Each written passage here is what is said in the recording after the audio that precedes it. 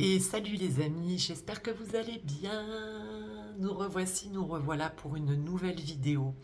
Avant toute chose, comme je le dis, comme je vous demande, je souhaite que vous alliez tous et toutes bien, ainsi que tous vos petits êtres, que vos cocottes aussi vont bien. C'est vrai que là, ça y est, il commence à faire frais, voire froid, ou c'est moi qui suis frileuse, mais encore on n'a pas trop à se plaindre sur Toulouse parce qu'on a eu des très belles journées. Mais là, dans quelques jours, ils nous annoncent des températures quand même basses, très basses, hein, parce que ça descend jusqu'à 0 degré dans quelques jours. Là, je crois que c'est mardi prochain. Donc là, je vais œuvrer cet après-midi pour vraiment protéger tout le monde, finir de rentrer les quelques cocottes qui me restent, qui sont à l'extérieur, que je dois rentrer à l'intérieur, etc. Hier, je me suis occupée de toutes les cocottes d'intérieur, donc j'ai pu, comme je vous avais dit, non, n'importe quoi, moi. Comme je vous avais dit, du coup, j'ai pu tout réorganiser. Voilà, j'ai arrosé, nettoyé, balayé, astiqué. Et donc, du coup, je suis tranquille pendant un petit temps parce que ça met beaucoup plus de temps à sécher. J'ai nettoyé les feuilles, enfin voilà, j'ai fait tout ce que j'avais à faire, donc je suis très contente. Donc là aujourd'hui ça va être pour l'extérieur, petit moucheron. Voilà.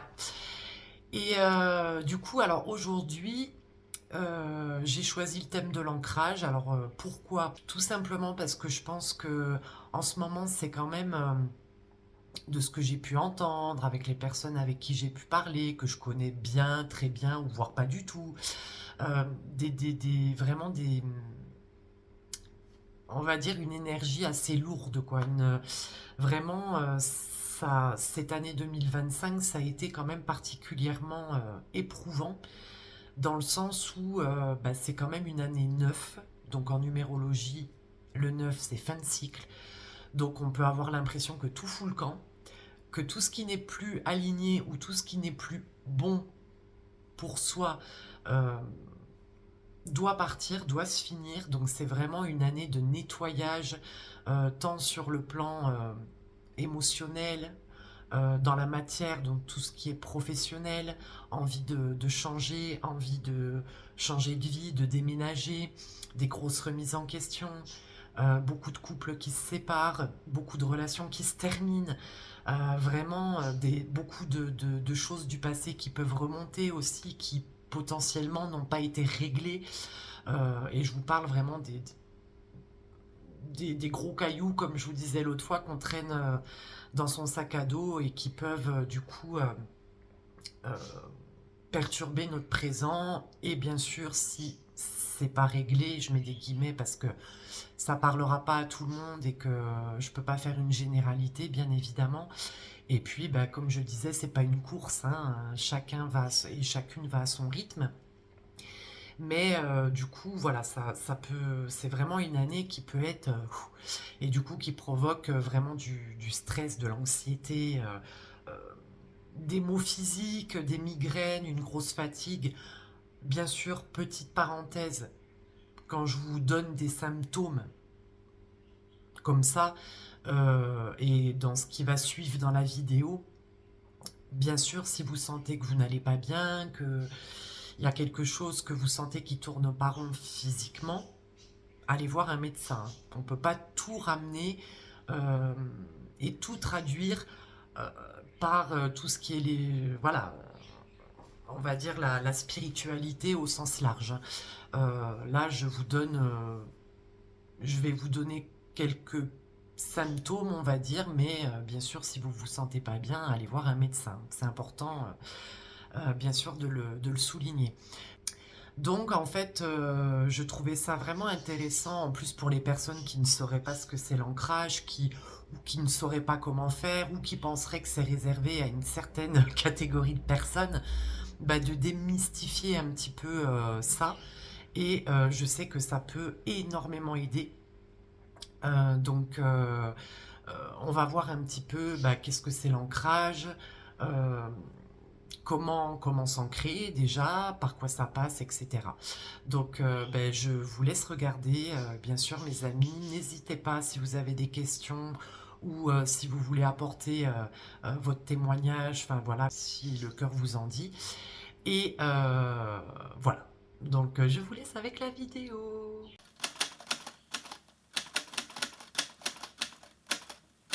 Alors du coup, qu'est-ce que c'est l'ancrage? En fait, l'ancrage, c'est quelque chose, en tout cas la définition est assez simple.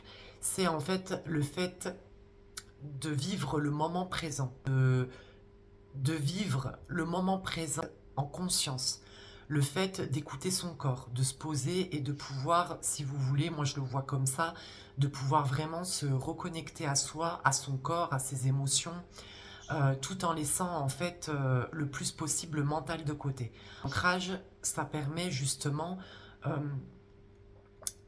de balayer le mental, parce que c'est vrai que dans un monde et dans un quotidien où tout va très vite, où on n'a pas forcément le temps pour soi, ou alors qu'on ne prend pas le temps pour soi, euh, les aléas de la vie, les douleurs, bien sûr les émotionnelles, physiques, le quotidien, le travail, les enfants, tout, tout ce qui fait le quotidien de beaucoup de personnes, euh, on n'arrive plus à écouter notre corps qui pourtant a beaucoup de choses à nous dire.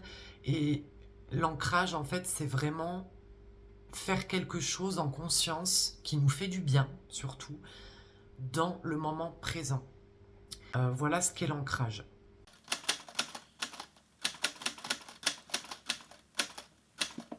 Alors, à quelle personne c'est destiné? Eh bien écoutez, c'est tel ou tel... Non, je rigole, c'est destiné à tout le monde. Il y a des personnes qui pensent, et voilà, il n'y a aucun problème, hein, on peut voilà, ne pas savoir, ou etc. C'est pas le souci, moi la première. Ça fait, enfin moi quand on me parlait d'ancrage, j'étais là, Kezako, oui, bon, enfin j'avais une vague idée, oui, de ce que c'était, mais en plus, si vous êtes comme moi, pile électrique, à avoir toujours le mental, les pensées, les trucs, les machins, vraiment être parasité par tout ce qui est pensée négative, ou le fait aussi de toujours être dans le contrôle pour se sentir en sécurité, de toujours anticiper, d'être anxieux, anxieuse, euh, en fait, de ne plus être, en fait, si vous voulez, les deux pieds dans la matière. C'est vrai qu'il ne faut pas rester perché là-haut, comme je dis, il faut trouver l'équilibre entre, on va dire, l'invisible et la matière. Parce que, voilà, si par exemple, moi je sais que j'ai beaucoup d'imagination, j'avais tendance à me perdre dans mes pensées, dans mon imagination, de ne plus être en fait dans la réalité. C'est vraiment trouver un équilibre euh, et se reconnecter aux autres aussi, à la matière, en fait, aux autres, à soi, euh, sur la planète où on vit, enfin vraiment dans la matière, c'est hyper, à mon sens, important, mais j'en avais pas conscience il y a encore quelques années. C'est pas réservé qu'à une certaine catégorie de personnes, c'est pour tout le monde, pour chaque être humain. Après, ça va être différent pour chacun et chacune, dans le sens où chaque être humain est unique et différente. Donc, on va pas avoir la même sensibilité, on va pas avoir, on va dire, le même ancrage, les mêmes choses qui peuvent nous aider à nous ancrer, justement. C'est réservé à chaque personne qui le souhaite. Il n'y a pas c'est plus réservé aux personnes qui sont spirituelles, qui vivent... Non, justement, alors, les personnes qui sont, par exemple, qui ont des capacités ou quoi, par exemple, ou qui doivent s'ancrer encore plus, parce que, en plus de devoir se gérer soi, et ses émotions, et son mental, son ego, ses pensées, parasites, etc., on ressent encore plus, on ressent, oui, peut-être plus que la moyenne en tout cas, euh, les émotions et les énergies des autres personnes. Donc il faut encore plus s'ancrer. Ça, c'est vraiment la petite parenthèse pour les personnes qui se sentiraient vraiment dépassées, épuisées, qui ne comprendraient pas le pourquoi du comment. Je sais que euh, moi, ça m'a beaucoup aidé à comprendre le pourquoi du comment. Pourquoi quand je rentrais, par exemple, euh, d'un endroit où il y avait beaucoup de monde, comme les centres commerciaux, comme le centre-ville, comme, enfin voilà, des endroits où il y a beaucoup de monde. Pourquoi quand je rentrais, j'étais épuisée, claquée au sol, émotionnellement, j'étais irritable ou c'était un pêle-mêle d'émotions. Je passais d'une émotion à l'autre. Enfin voilà, bon bref, ça m'a beaucoup aidé quoi. Donc euh, c'est réservé vraiment à, encore une fois, à toutes les personnes qui le souhaitent.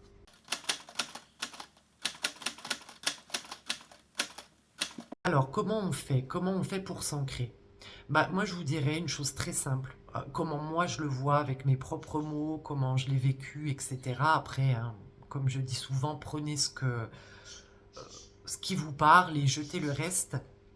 Mais en fait, l'ancrage pour moi, et pourtant, il y a quelques années en arrière, bon, j'avais une idée de ce que c'était, oui, je savais ce que c'était, mais pour moi, c'était plus pour les personnes euh, très spirituel, un petit peu très spirituel, etc.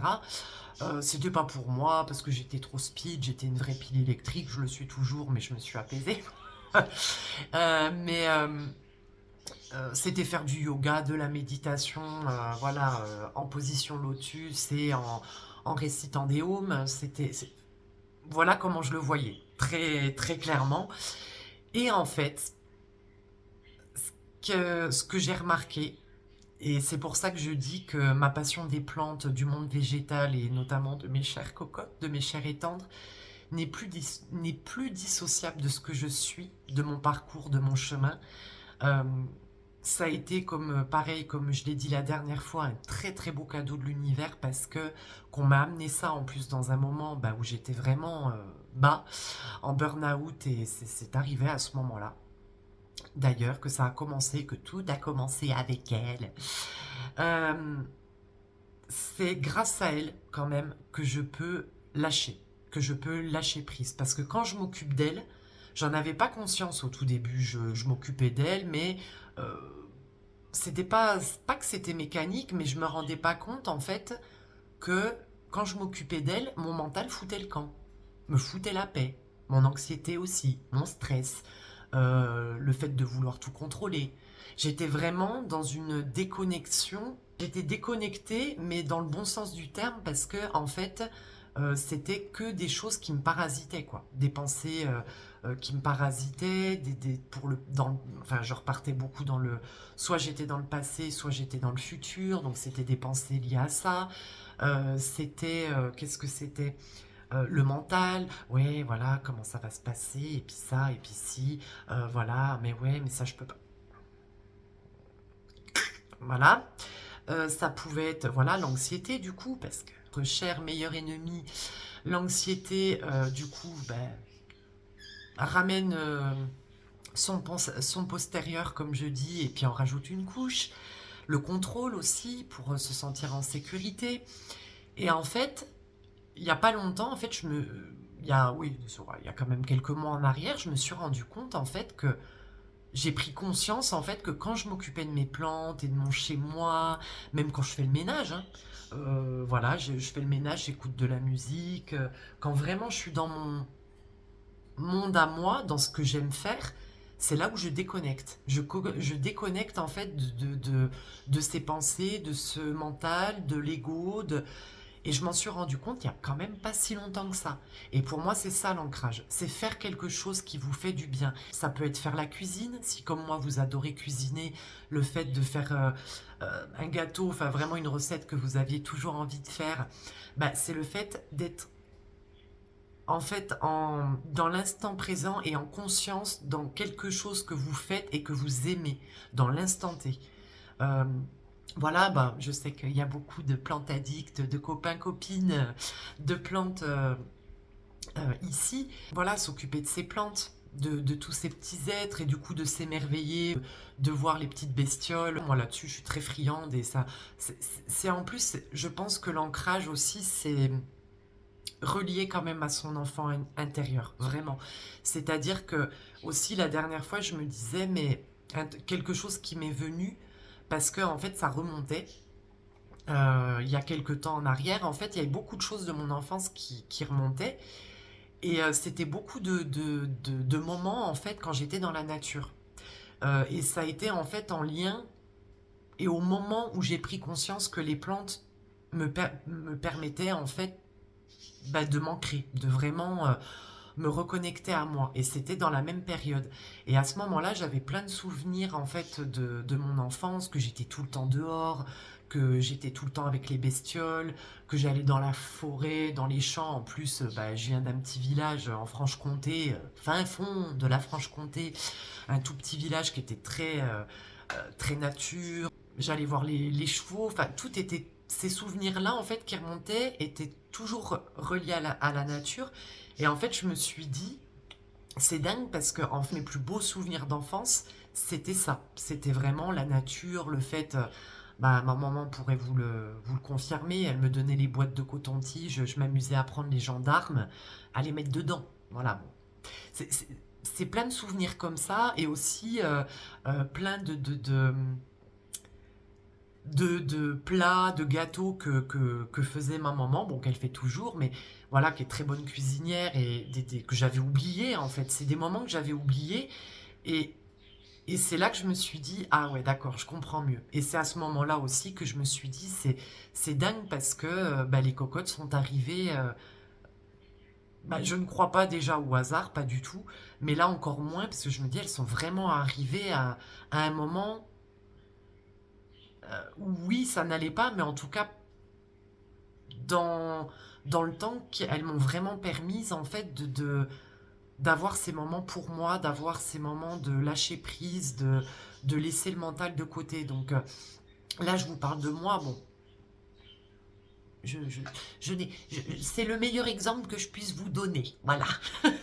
Mais en fait, trouver quelque chose qui vous fait du bien.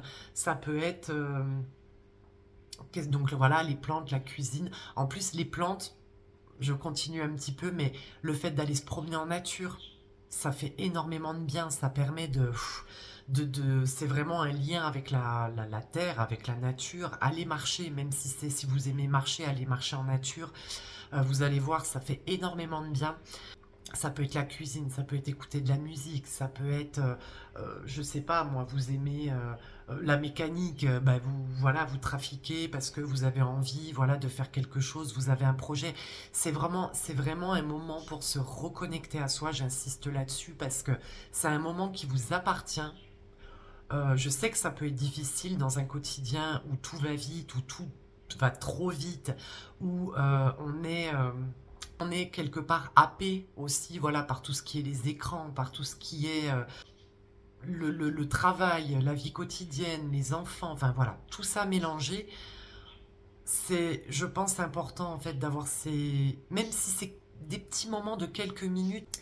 Après, il y a d'autres techniques, voilà, comment ça s'appelle, d'ancrage, hein. Si vous n'avez pas de passion ou un hobby qui est très présent dans votre vie, euh, comme je vous disais, ça prend pas 10 ans. C'est-à-dire que ça peut être, par exemple, vous pouvez vous asseoir, les deux pieds bien à terre, bien à plat, euh, de prendre conscience de votre respiration, de prendre conscience du monde de votre environnement, quoi, de l'environnement qui nous entoure, sur le moment présent, bien sûr, d'écouter son corps, donc du coup de sentir, voilà, ce que notre corps a à nous dire, nos émotions. Il n'y a pas forcément, voilà, faites quelque chose, bien sûr que vous aimez, ou alors il y a des techniques, se rappeler d'un très bon souvenir aussi, ça peut aider. Ça peut être des phrases que vous vous dites. Moi, je m'en disais beaucoup quand je sentais l'anxiété monter et que je sentais que mon esprit partait vraiment dans des pensées négatives. Je me disais des phrases vraiment en me posant, en m'asseyant, en me disant tu vas y arriver, ça va passer, euh, tout va bien, calme-toi. Et ça marchait parce que j'étais voilà focalisée sur, bah, sur ce que je disais et j'en prenais vraiment conscience. C'est plein de petites techniques, mais bien sûr à chacun et à chacune de trouver celle qui va lui parler, celle qui va lui convenir, tout simplement.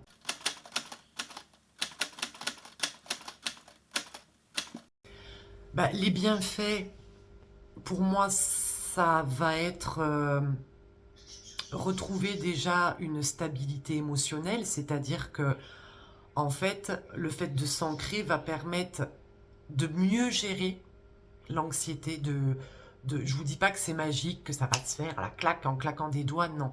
Mais en tout cas, avec le temps, avec la pratique, euh, ça permet en fait de retrouver une stabilité émotionnelle, c'est-à-dire que du coup quand vous aurez une pensée négative ou que vous sentirez que le stress ou que l'anxiété refait surface, est prête à amener son petit postérieur, comme je disais, ça va vous permettre en fait de relativiser, d'avoir aussi, d'entendre les signaux de votre corps liés à cette anxiété et de pouvoir mieux gérer vos émotions. Et ça, c'est quand même si assez magique dans le sens où quand vraiment on prend quelques minutes, bah, le plus souvent possible, mais bon, encore une fois, ça c'est selon votre temps, selon voilà, votre vie, comment vous pouvez faire, vous faites comme vous pouvez, comme vous le souhaitez et comme vous pouvez, bien évidemment. Mais c'est vraiment au niveau émotionnel, je trouve que ça aide vraiment à appréhender cette anxiété parce qu'on est plus à l'écoute des signaux que le corps nous envoie aussi quand l'anxiété arrive ou le stress ou la colère même, parce que ça peut être aussi lié à la colère. Donc on arrive à mieux appréhender, à relativiser, à accueillir ses émotions, à se dire bon bah elles sont là donc voilà, mais vraiment à les accueillir et les laisser partir en fait. Ça peut paraître un petit peu voilà perché ce que je dis, mais pourtant vraiment, euh, en tout cas pour moi ça marche très bien, ça a très bien marché. Il y a des moments, alors bien évidemment il y a des moments dans la vie, dans notre parcours de vie, euh, comment dire, qui peuvent être très difficiles et on ne nous demande pas d'être tout le temps pile poil nickel, hyper ancré, voilà. Il y a des moments où, je ne dis pas que vous n'y arriverez pas, mais ça va être bien plus difficile, mais vraiment ça vaut le coup. Et ne culpabilisez pas, voilà, dans le sens où si ça marche pas à certains moments parce que l'émotion est trop forte ou parce que vous avez vécu quelque chose de vraiment douloureux, ne, on a le droit en tant qu'être humain d'être en colère, d'être submergé par les émotions, d'accord? Là, je parle vraiment euh, plus d'un ancrage au quotidien qui peut être bénéfique dans le temps et sur le long terme. Voilà, mais ça parle plus de la vie quotidienne, du brouhaha, pardon, de la vie quotidienne. Et voilà, tout simplement. Au niveau physique aussi, ça permet de calmer le système nerveux. Donc du coup, ça va se traduire par un apaisement, par euh, un apaisement du système nerveux, donc de se sentir plus calme, plus serein. Ça va réduire les tensions musculaires. Quand on relâche le corps, voilà, donc c'est vrai que ça a beaucoup de bénéfices. Voilà les amis, bah, écoutez, je souhaite que cette vidéo encore une fois vous aura plu. Euh, En attendant la prochaine, bah, écoutez, je vous embrasse bien fort, prenez soin de vous, passez bah, un bon week-end, parce que bah oui, je suis con, moi je sais plus comment je vis. Passez un très bon week-end et surtout prenez soin de vous, c'est je pense le maître mot. Jusqu'à la fin de l'année et au-delà. Prenez soin de vous, à très vite. Ciao!